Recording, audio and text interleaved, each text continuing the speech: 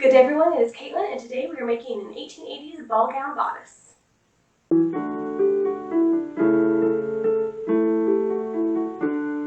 Welcome, we're here on the last installment of making the 1880s dress, working on the bodice.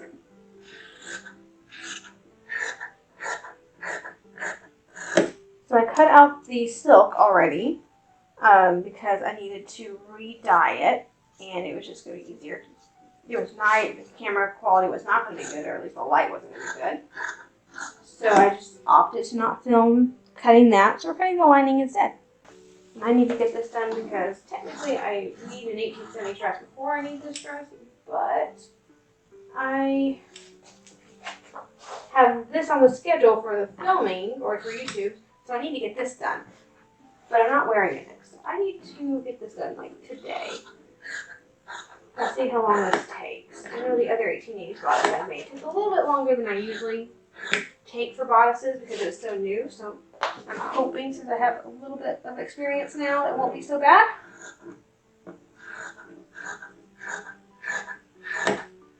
Also, I somehow lost the other one of these pieces, so I'm re-dyeing a little bit of silk right now. I'll probably find it eventually, but this may be one of the last videos I film in this room because the house is being sold and probably won't be here very much longer. So everything's been like packed away and moved around, and I have things in multiple different places. So I have no idea where it could have possibly gone. But I'll find it eventually. I just need to get this done now. I don't have time to. I looked in all the wetter places I think it should have been. It wasn't in any of those places. So we're just going to dye a new one. I have plenty of extra fabric. So this is going to be the red part, and I think the only parts that are going to be in green is there is a little vest piece that goes in the center front, and then there's like an overlay over the top of the front. And I think that's going to be green, and the rest of this we're going to use the purplish color. Alright, so I have the front piece. I did the darts, like the directions said. I'm going to do this a little bit differently than the directions because they have it all in one fabric, from what I could tell. And I didn't like that look. I want both of my fabrics in there, so we're going to do this a little bit differently. So I cut this top portion down quite a bit. Basically, it was supposed to all match here. It was supposed to be basically this piece with like a little overlay, and I just cut all of it off. So this is what we're going to do now. And I have no idea whether it's going to work or not, but you know, typically these things tend to work out for me, so I'm hopeful. Went from basically failing geometry and hating math, and now I draft patterns for fun. Okay, so 3.5-ish inches over is where this is going to end. So it's going to end once I flip it up like this. That's where that's going to end here. Yeah, so it's basically going to sit like this. So we're going to put this right here. That's where it's going to end. And I need this to end about the seam allowance width. Just 5/8 of an inch. Here, so this has to go right. So this fits like this.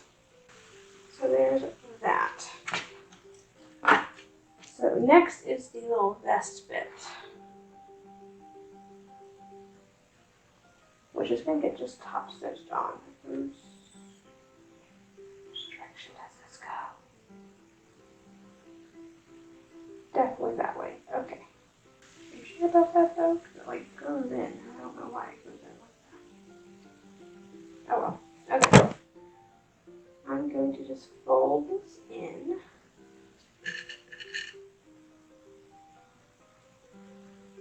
I just want it to match the seam. So it's going to look like it just goes across. I'm using a Truly Victorian pattern. I don't know whether it's Truly Victorian's the way they write their patterns. I think it's mostly me because I don't follow really any written directions well, but these especially make no sense to me. So I'm just kind of doing my own thing. think all that's going to have to get hand stitched on. So let's go ahead and work on this. So I did go ahead and sew my backs, my side backs and my sides together. And that gives me a rough, so this needs to be at most here. Okay, that matches that, so I can go ahead and sew this right across here. And I'll keep my pleats in place. I'm going to go ahead and sew the side to the front. And I'm just using the modern machine today because that's what's out already. And I'll get you one half of the bodice done. I'm going to do the other half the same way, and then we'll come back to sew the two fronts together so we'll have like one complete bodice. Alrighty, so we are attaching the fronts. So we'll get one bodice instead of, two bodice halves. I'm going to stitch this down. Go ahead and hem the top, I think, would be the next best thing to do. While I'm already at the machine. And I might go ahead and turn to gray thread to top stitch all that green stuff down. I thought about doing it all by hand, and I realized this is 1880, so we don't do a lot of stuff by hand anymore that we can do by machine because it's faster. So I think it would be more accurate to do that by machine. So we'll go ahead and change thread and do that. Alright, real quick, just even out these ends or these edges.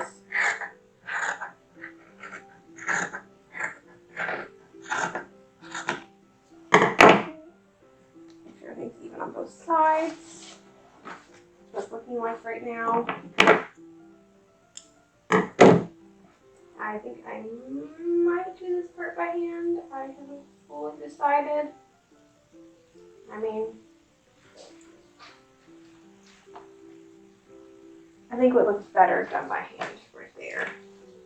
I did take off the top parts, so I'm going to have to redo those. It was just easier to get all this stitched up before I did that, and I didn't quite process it. So I have to do this again, and probably kind of fold them up nicely. And anyway, I'll do that again, and then I think it's going to be folding the back under to cover those raw edges, and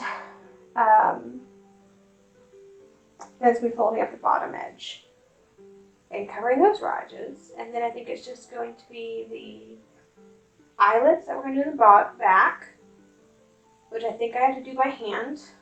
Pretty sure, I'm actually pretty positive I have to do this by hand. Boning in the back, boning in wherever I'm going to put boning in the bodice. And that might be just about all sleeves. We got to do sleeves. Can't forget about sleeves. Alright, so we have the back. I'm going to kind of make this all even. Okay. Now that's even. I just stitch up the center back. I have a sleeve to put in though. And my prep sleeve. And then sew it in. And then I suppose we'll have a mostly completed bodice. I'm going to basically get everything done to the point of handwork. And then sit down and do all the handwork together. So it's going to be like the eyelets and the pleats that need to be hemmed. Things like that. Oops, I did forget to cut that. And I did decide to hem this, or align the sleeve in the silk itself. It's not quite dyed all the way. It's like a lighter shade. Simply because I think the red would be just too jarring. Had it been the color I thought it was when I bought it, I think it would have been fine. But because it's such an open sleeve, I definitely did not want the bright red cotton in that. I need to trim this side as well. Alright, I'm going to get the sewing done. And let's see, hemming the bottom, that's going to be the next part. I'm just going to iron that up and probably whip that down by hand. It's going to be the least noticeable. Let's see, I had boning.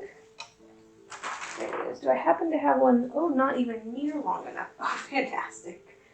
So I have a couple options here. Really, I only need to bone it from this point to the waistline. Anything beyond that is just gonna set weird. These are my shortest ones. Are they too long still? You know what? I think I can make that work. Okay, we're gonna use the shortest ones. Ooh, I think I found two shorter ones. I think I found two shorter ones.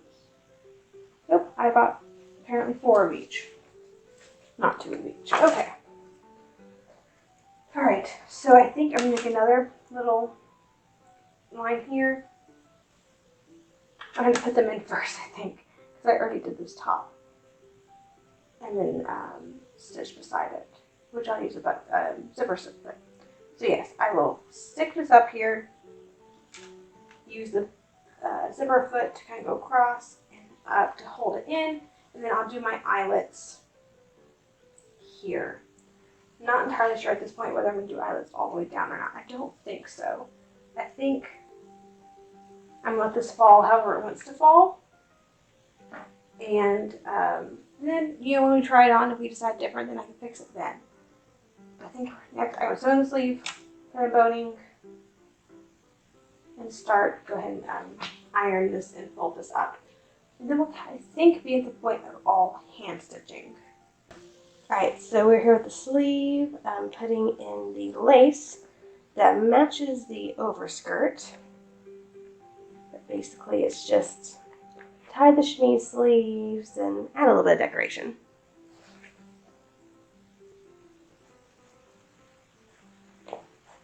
You can see my stitches are not anywhere near nice and neat. There's literally just to tack this in. Last step on the sleeves is to put the little floral decoration. So I did this side already. Just a little bit of flowers. Somewhat like that. And it's just tacking this in as well. These are meant to be removable.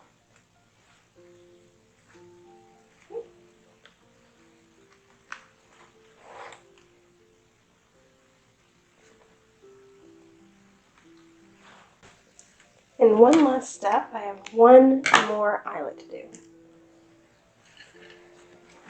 It's on this side.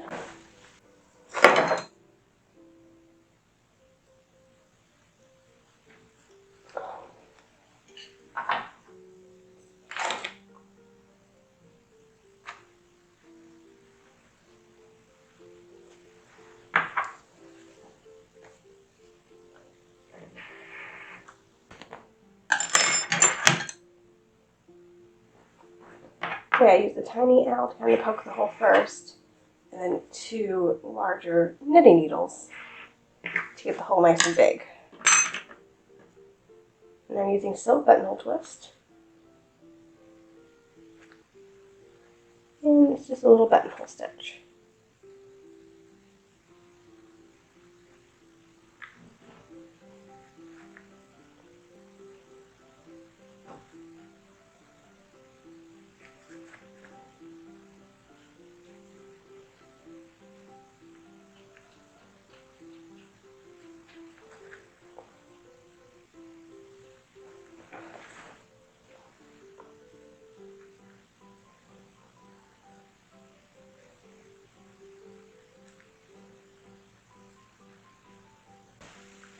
Go all the way around, and then it's just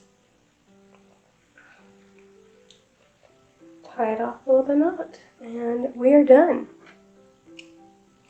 So that is all the sewing. It is trimmed. It looks great. So now that's all that's left to do is to go ahead and try everything on and see how it looks.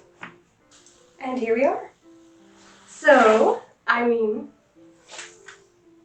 it's not closed up in the back because, well, I don't have anyone here to close me up in the back. So, it doesn't look fantastic in that way, but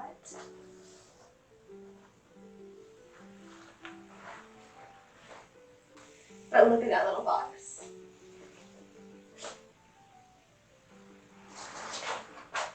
The whole thing is just very lovely.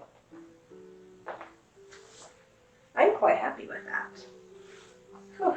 I'm gonna see if it'll just stay on by itself for a second. There we go. I mean, I'm happy with that. I think that looks really good.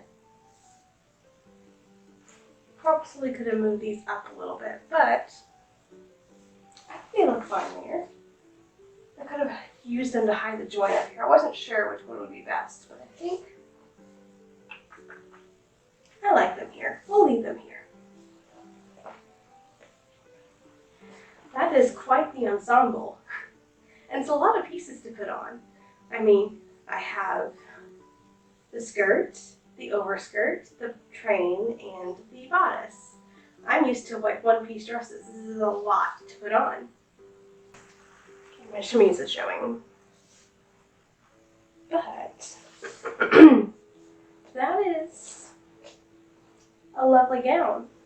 So I ended up not wearing this to the ball. I ended up using one of my 1860s dresses because my fiance asked that I'd wear the red dress. He hadn't seen me in that dress. He's only seen pictures.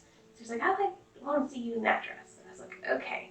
That means I don't have to finish the 1880s dress in time. I can work on other projects that were a little bit more pressing, and I still have to wear a gown. So this one is going to just go into the closet until I have need of it. Probably in early August, I would think. I think there's a Fort Concho thing I can wear this at, so we'll do it then.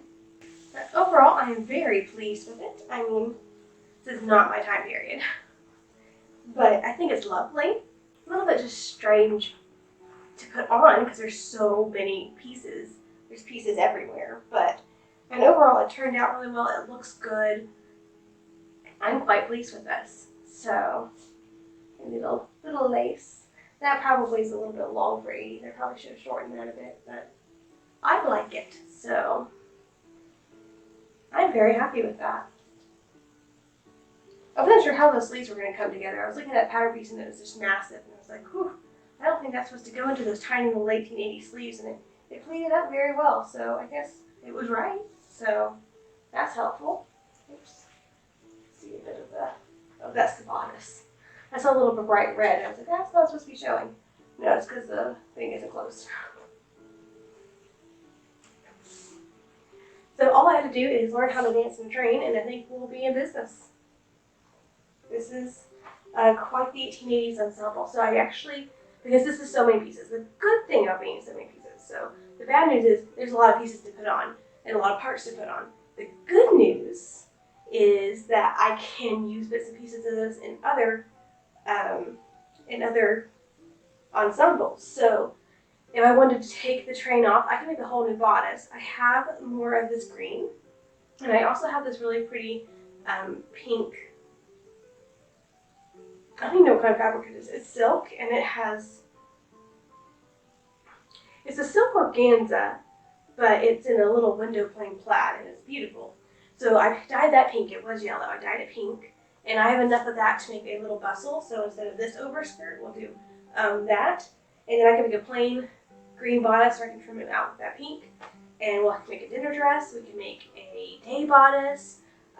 Lots of options. And it will extend the life of the dress, or at least the usefulness of the dress, because I can wear it to lots of different time periods. Because then I can wear it to lots of different events, no matter what the time period. So this is no matter what the time of day. So this is the ball gown version of it, and we'll continue throughout the year, next year. So we'll continue throughout this year with maybe making the pink bustle just every once in a while. Now, it's not my main time period, so we're not going to do a lot of this, but just every once in a while, oh, let's bustle this time. Oh, let's make a new bodice for it. So we can just keep expanding on this particular dress. Have one 1880s cotton dress and then one silk dress with just lots of different pieces that I can mix and match. But it'll just be basically one dress with lots and lots of different pieces. Anyway, I hope you enjoyed making the 1880s bodice. I'm excited that it's all done and I can go put it away and it's ready whenever I need it. Instead of having to stress about sewing, it's always a nice thing. So I started this project back in July, hoping to wear it to a function that I ended up not going to. And then I was going to make it for December. and ended up not using it for that. So now it's just going to go sit and wait until I do have use of it. So thank you so much for joining me today as we made our 1880s ball bodice. I hope you enjoyed the video. If you did, please like and subscribe to the channel. Make sure to click that little bell notification so you are notified every time I upload a new video. And have a fantastic week, and I'll see you back here on Monday.